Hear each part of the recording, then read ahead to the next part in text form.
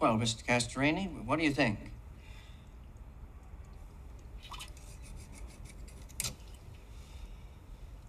$10,800. That seems like a lot.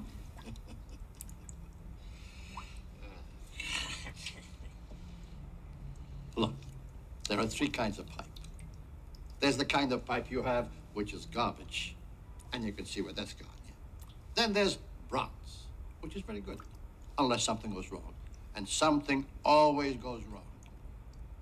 And then there's copper, which is the only pipe I use. It costs money. It costs money because it saves money. I think we should follow Mr. Castorini's advice, Hart.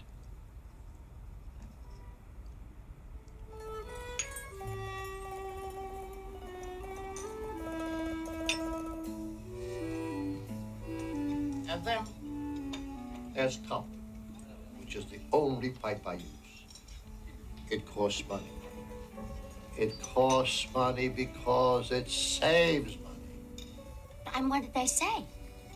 Well, the man understood me. The woman wanted to be cheap. But the man saw I was right. You have such a head for knowing. You know everything.